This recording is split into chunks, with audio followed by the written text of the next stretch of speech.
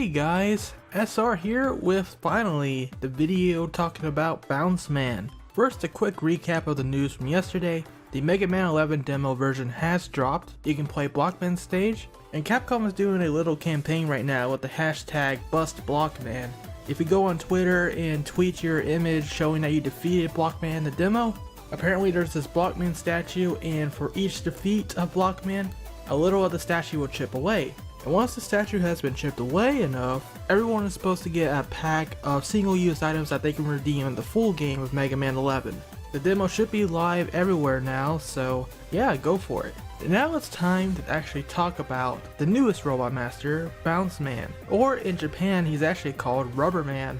Oh yes, the innuendos are real. And that means we are so far 4 out of 6 correct on the Robot Master list. Boys! Though based on the data mined the other day, it's probably going to be 6 for 6. So dang, that is pretty impressive. Whoever made this list, good job guy.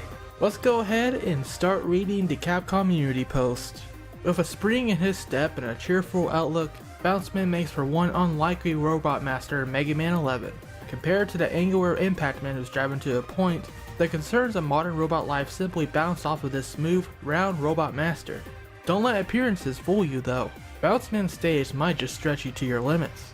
So let's talk about BounceMan's design a little bit. Definitely he has stretchy arms, he's a rounded man, and man, his whole vibe and design and everything is just so unique from all the other Robot Masters in this game so far. He's definitely the odd one out. Not to mention the guy looks like Astro Man's cousin.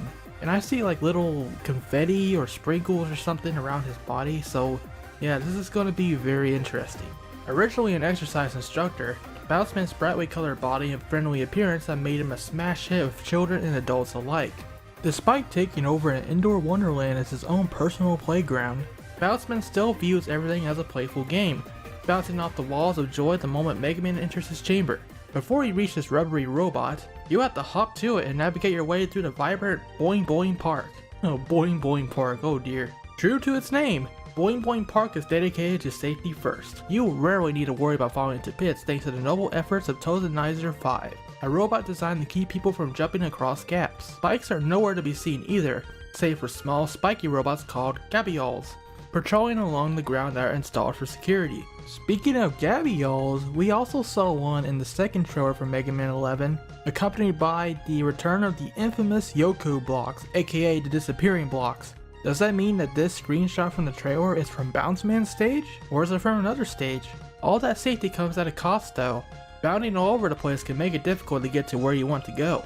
True to its name, Boing Boing Park will have you springing off the walls, the floor, and maybe the ceiling on occasion thanks to large parts of the stage being covered in brightly colored rubber balls that keep you on and off your toes at all times. So here's the screenshot of BounceMan's stage, and we saw a little of it in the trailer as well. By the way, there is a new trailer and you can watch it in the description below. I'll leave a link for you guys.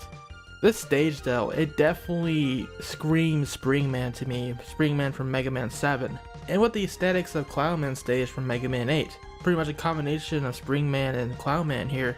I gotta say, you know, I actually enjoyed Springman's stage. It was kind of fun with how you bounce around everywhere, and it looks like this is pretty much going to be the same thing. So yeah, it might be an interesting stage, and I do like it from an aesthetic standpoint because it's so colorful and bright compared to most of the other stages we've seen so far in this game that look pretty dark and damp. So yeah, I'm all for this concept, honestly. To further complicate things, bright spherical robots, Boyorn and Poyorn, will tumble around, protected by a thick rubber armor that allows them to take significant damage while happily bouncing about.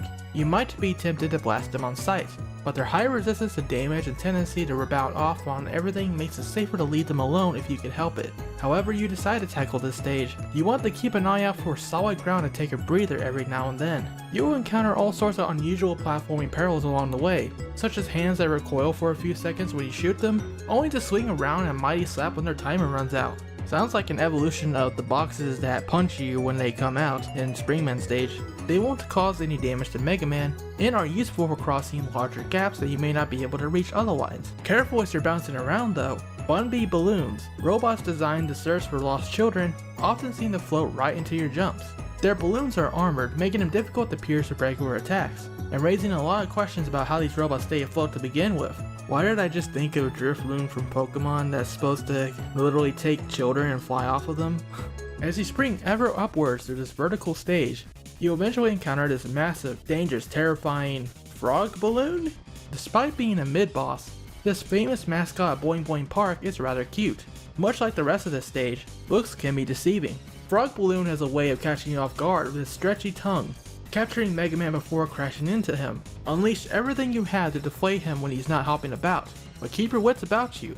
The diligent Pump Master K is always around to patch things up if Frog Balloon pops. You'll need to burst Pump Master K's bubble if you want to take out Frog Balloon for good.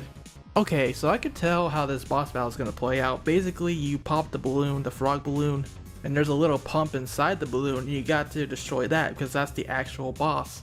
And you can't destroy the Frog Balloon unless you take out the pump inside. So okay, that makes sense. Also, is it a coincidence that there is now a stage based on balloons and also a literal balloon attack mode in this game? Once you make the final climb to BounceMan's chamber, he's all ready to show off his skills to a new playmate. As his name might suggest, BounceMan likes to tumble around the room, rebounding off the walls before crashing into Mega Man. He still seems a bit unaware that he's supposed to be a force for evil, but nevertheless he uses the speed gear to bounce around at high speed as the fight goes on. There's your confirmation that is the second Robot Master to use the speed gear. Utilizing your own speed gear can make life a bit easier, and a solid shot from the power gear can turn the tide in your favor, though the extreme force might have an unintended consequence on BounceMan's systems. And I'm guessing what they mean by that is that when you attack BounceMan, he can actually bounce around the room pretty fast, so that could be dangerous.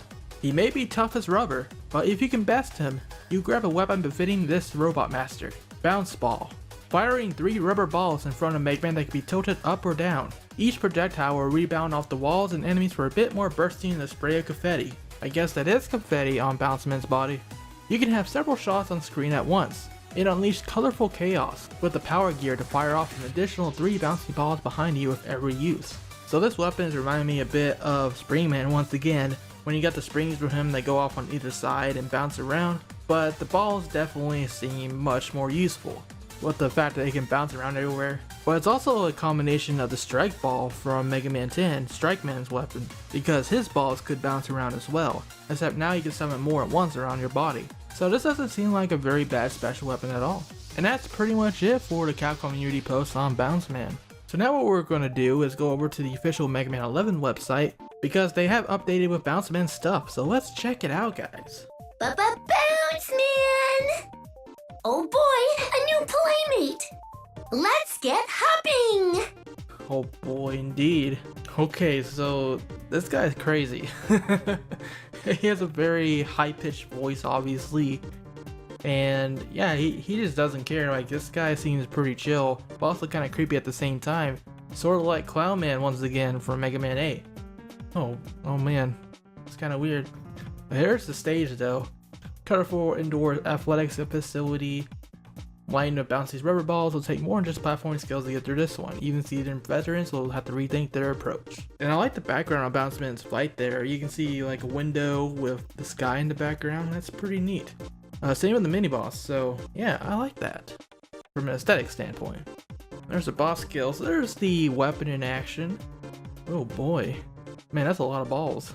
And he's not even using the power gear, and it doesn't seem to use up that much weapon energy either from the looks of it.